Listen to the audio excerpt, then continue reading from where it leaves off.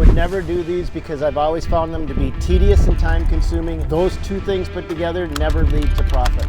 Put it to the test today by hitting the stopwatch at the beginning and hitting it at the end. That's right. To make sure that what you claim can actually be done. All right, Jeremiah, what are we working on first today? Alrighty, we're gonna get the foundation done. We're gonna level it out, do all that. But first of all, we're gonna get this warmed up. It's pretty cold. So I just turned the heat on super high. I'm gonna put it on the dash and we're gonna let it heat up that way. We are getting the straight line. We will place the fireplace on. Okay, So that's gonna be the face of the fireplace. Okay, so I'm on the red line here, pull tight. As we're setting the wood boxes in line, this will be what will line up the bottom as it's coming down with the machine. We also are going to take this level and we're going to make sure that our pitch grade and everything on this concrete slab is okay. So these are plastic shims right here, a bunch of different sizes. So you can see they kind of start from really thin and go all the way up to thick. And so these don't compress, they don't compact. You can see the brand. That's what's going to allow us to level that firebox the wood boxes. That's a pretty important step. Make sure that those wood boxes are perfectly level because that's what we're going to set the firebox on top of. So this slab is 10 feet wide. Okay. Fireplace is going to be 8 at 11. 8, 11. Yep. So front in the middle, and then we'll go out from there.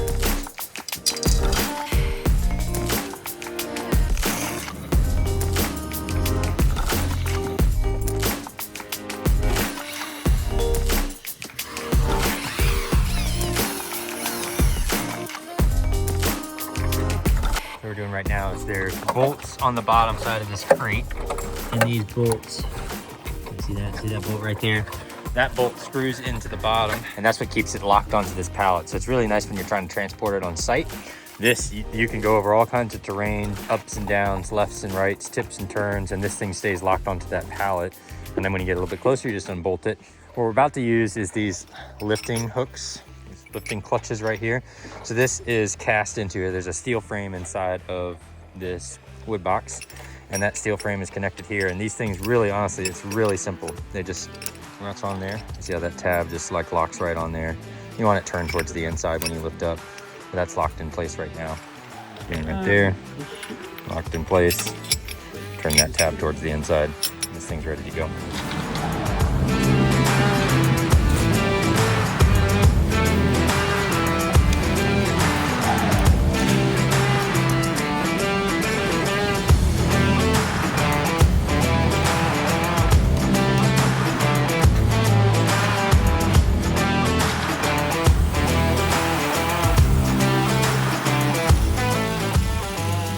Mortar goes Jeremiah.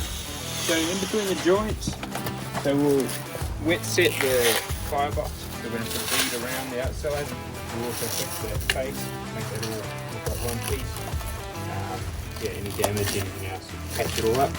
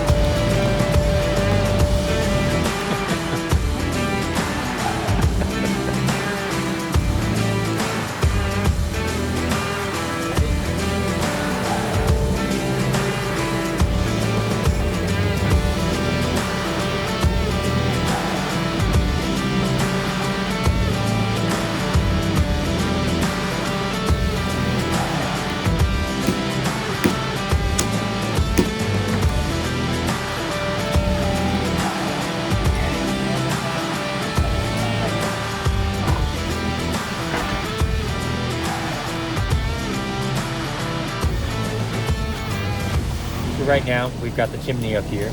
We are just straightening these rods right here. So these rods, they set down in a hole. And also you saw that mortar that's up there. There's a little bit of a mortar bed.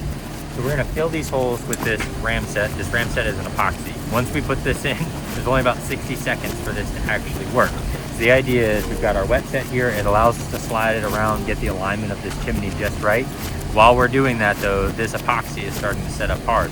This epoxy, once it's set, it goes onto these threads right here. These threads are tight up into this box. There's a steel cage inside of there. This chimney is locked in place. If you wanted to take it apart, you're breaking apart the chimney to get it apart.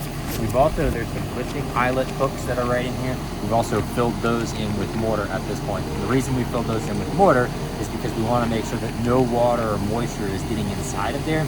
We're also using that wet set to make sure that all the smoke goes through the chimney and none of it blows out the side. So pretty critical part, also very time sensitive. So let's get to that.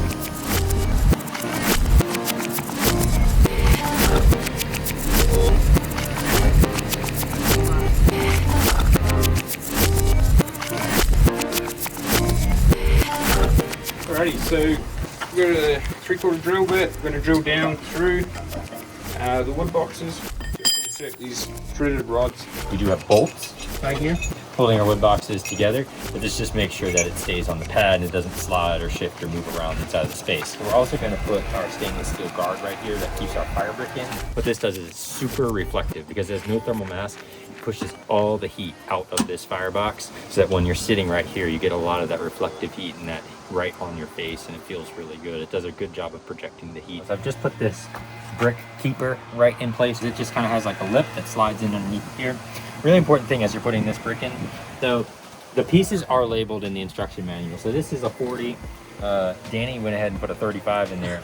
You see that size? That's the 40 millimeter right there. And you see how we've alternated back and forth. If you don't do that, you'll end up at the top and you'll have the wrong piece, one that's too big or something like that. So just pay attention as you're putting those in. We've got our base in here right now. Now we're just going to start going up the sides, and then we'll move on to the accessories. Jeremiah, which you can see right here, he's kind of working on this plaster right here. So we'll put the plaster or mortar in the gap, and just to make it look like one continuous finish, we just got to get any of the excess off these two pieces, otherwise it's really going to show just a white strip. So just the more we get back, clean part of the sponge, gently run it along there. So I've used that bit, don't use that bit again, go to fresh piece. Yeah, just keep tidying that up nicely.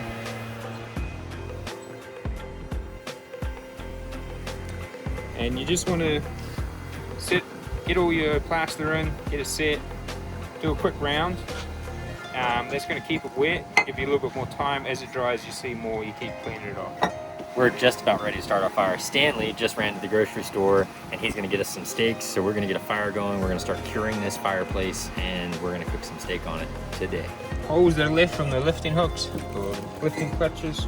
The install kit comes with these little caps, one for each side. They're just sitting here like this. We use this product, Ultrafix Plus from Ramset.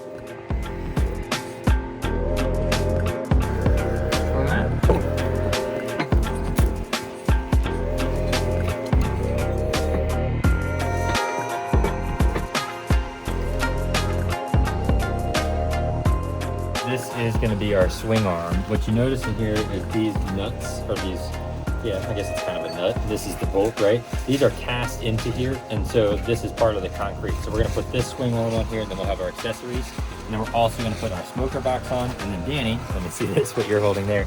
This is going to be a shield, and what that's going to do is it's actually going to go up inside of this chimney box here, and that's going to keep that smoker from getting caught on these bricks. You see these bricks right here? So this piece slides right up in there and then allows that smoker box not to get caught on this.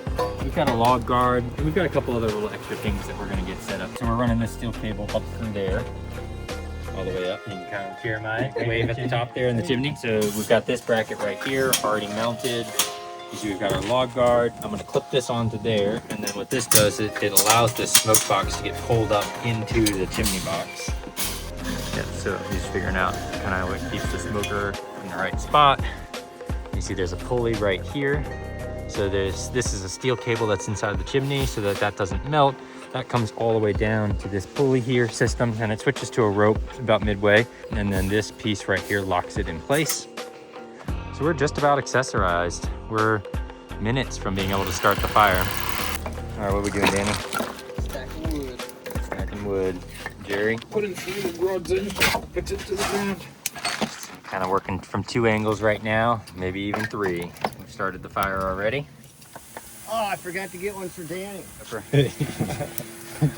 So yesterday, we were getting on the plane, and he's like, we were standing in front of a sandwich shop, and he's like, should I get a sandwich here? And I was like, well, it's dinner time. They'll have something on there. I think there's a ladybug on that one. I was like, I'd bet you a steak dinner that there's gonna be something on there. $118. All right, Micah, we're down to the numbers, and this is a $22,000 fireplace that 2 guys can install, and we did it in 5 hours. That's right. This includes all the accessories in that price point. Dan, what do you think about it? This is awesome. I especially love how well it cooks. We just had some steaks. We just cooked on this grill. Now, if that's not cool enough, these swing arms come out of the way, and this smoker box just drops right in. It's a really cool kind of hidden secret that this thing has. So right in here, this is gonna be where your pork butts would live, around 250 degrees. A little bit further up, you're gonna have your jerky or your fish. It's gonna get a lot of that smoke flavor and only be around 100 degrees. It's gonna be an awesome, awesome cook. Super easy to install. That's what attracted Stan to it. It's a modular setup. Stan likes easy things. I think he liked how easy this was. I like easy things that make me a lot of money. There, okay, fair enough. There we go. Sounds like I'm a pimp now. Yeah. We're gonna eat some lunch. That's it for this video. Hope you guys enjoyed going along for the ride. That's out, my friends.